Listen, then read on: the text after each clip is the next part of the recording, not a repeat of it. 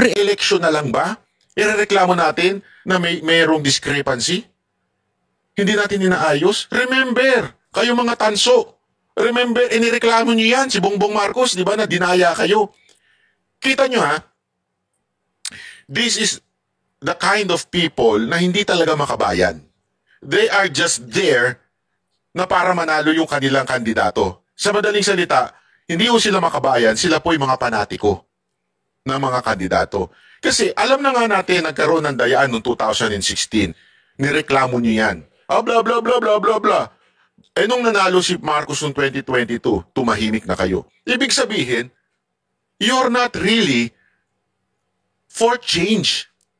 You are just for your candidate.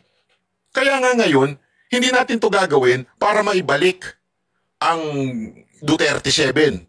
7 na lang silang hindi naipasok. Hindi yun. As a matter of fact, lahat sila nagsabi, manual recount, ayusin natin ito, pero pag nalaman natin na nanalo tayo sa manual recount, hindi tayo uupo. Nagkasundo yung 7 na hindi tayo uupo. Hindi tayo papayag na tayo yung nanalo. Ang point kasi dito, ayusin natin before the election noong 2028. Mga kababayan, etong 2025 election is just a testing ground para manipulahin ang 2028 election. Madala na tayo. Ginawa na yan sa KOJC sa Davao. Tinesting nila kung papalag ang tao, hindi pumalag. Ilan lang ang pumalag ng KOJC Davao Siege. Kaya inulit nila yun kay Pangulong Duterte. Tinesting sila. Tapos ginawa ito kay Pangulong Duterte. Ganito na naman ang ginagawa, mga kababayan. Tinesting nila ang 2025. Kung mananahimik lang tayo sa mga dayaan at discrepancy nakita natin, sige nga ho, sa tingin ninyo, hindi nila gagawin yan sa 2025? Ay, 2028? Gagawin po nila yan. Gagawin po nila yan. Kaya nga ngayon pa lang, ipatupad na natin ang nasa batas. Again, nasa batas na po ito. Panoorin po natin ito.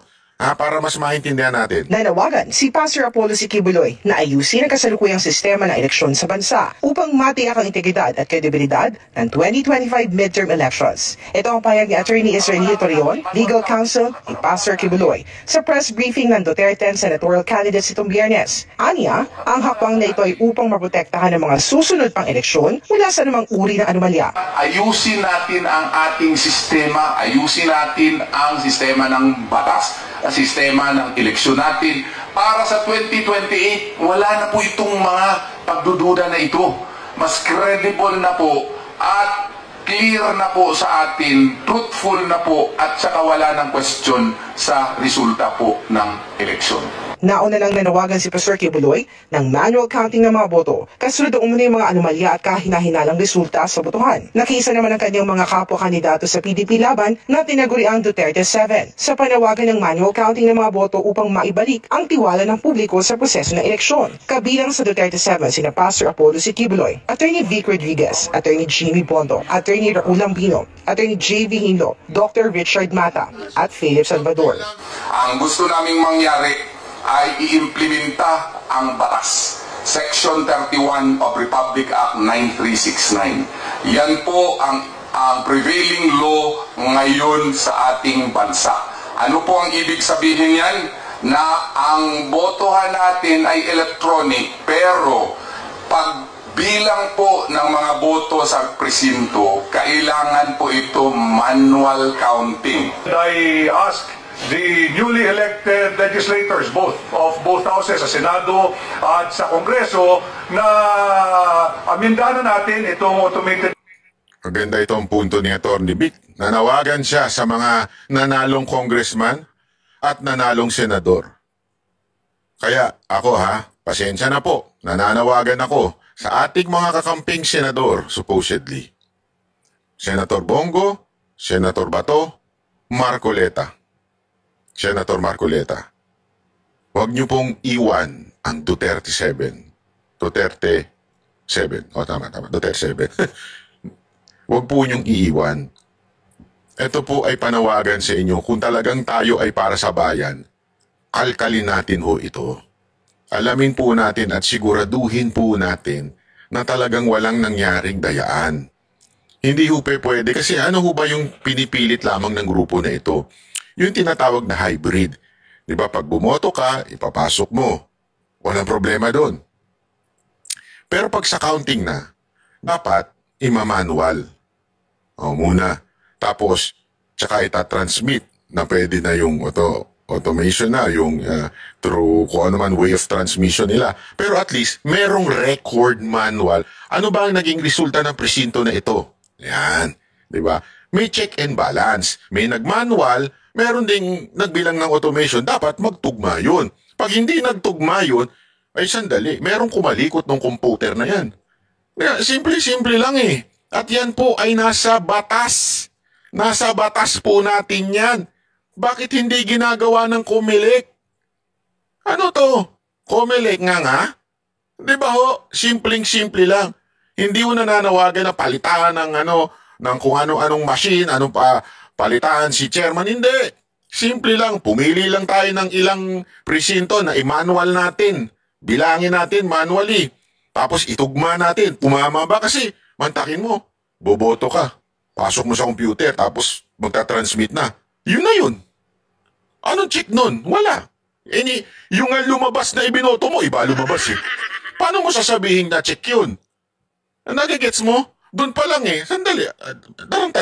Katarantaduhan ho itong eleksyon natin. At mga kababayan, ito ang pinakapundasyon ng ating bayan. Hindi mababago ang ating bansa hanggang bulok ang sistema ng eleksyon. Bakit? Mananatiling mananalo at mananalo ang may pera. Ang kayang magbayad para imanipula ang eleksyon. Mananalo at mananalo. So kung isang tao, inalok nga, remember inalok po ng 400,000, 400 million. Hindi ko na lang sasabihin kung sino pero napaniginipan yan. Nakasama ko pero ako alam ko totoo yan. Inalok ng 400 million. Ipapanalo ka namin. Buti itong tao na ito maprinsipyo, makadiyos, at talaga namang may paninindigan laban sa korupsyon. Ang sagot niya, gusto kong tama ang pagkapanalo. Hindi dahil sa korupsyon. Kasi mantakin mo, ang bukang bibig mo, bitay sa mga korupsyon, tas magbabayad ka ng 400 million para manalo ka. Tama, mali. So hindi ho siya kumagat. Hindi ko na lang papangalanan to kasi I'm not authorized to say his name. Hindi ko na lang papangalanan to pero hindi niya kinagat yung 400 million dahil prinsipyo ang tao na ito, zero corruption. Hindi niya ho kinagat. Isipin nyo na lang. Kaya nga ako nagulat eh. Kasi the same 400 million na nahuli sa Cebu, kanino ibibigay yun? Yun ba ibibigay sa Mewan? No comment. May alam pero hindi ko sasabihin. Akin na lang. Sa Cebu pa talaga. Di ba? Anong ibig sabihin nun? So, can you just imagine this? Politicians are winning because of money. Sa tingin ninyo, saan nila babawiin yun? Wala. Hindi, mapagbigay lang sila. Mapagbigay lang.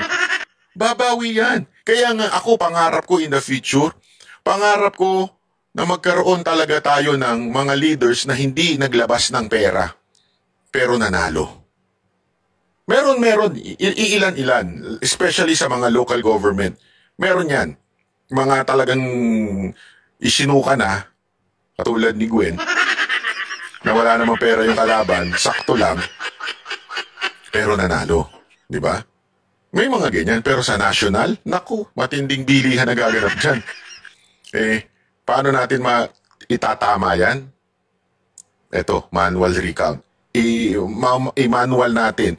Halo, hybrid, may manual, may automation. Diba? Election system law, sapagkat ang sinasabi naman talaga ng ating saligang batas, secrecy in voting, pero full transparency pagdating sa counting.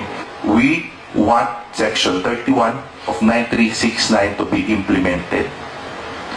Manual count, hindi po recount. Para naman kay Atty. Raul Amino, na personal na nakaranas ng aberya sa eleksyon, isang centralized defect umano ang nangyari sa eleksyon. Hindi lahat ng mga bumoto para sa kandidatong gusto nila sa halalan na ito, yung boto nila ay nabilang ng tama.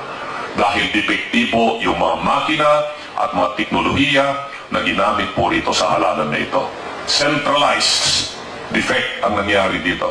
Nakasaad sa Section 31 ng Republic Act No. 9369 o Election Modernization Act ang mga probisyon hinggil sa manual na pagbibilang ng mga boto na kabilang sa paggamit ng automated election system. Ayon sa batas, ang pagbasa at pagtatala ng mga balota ay dapat isagawa sa paraang mano-mano upang matiyak ang transparency at kredibilidad ng proseso ng halalan. Para sa Diyos at Pilipinas kumahal, ito si Hannah Jane Sancho, SM9 News.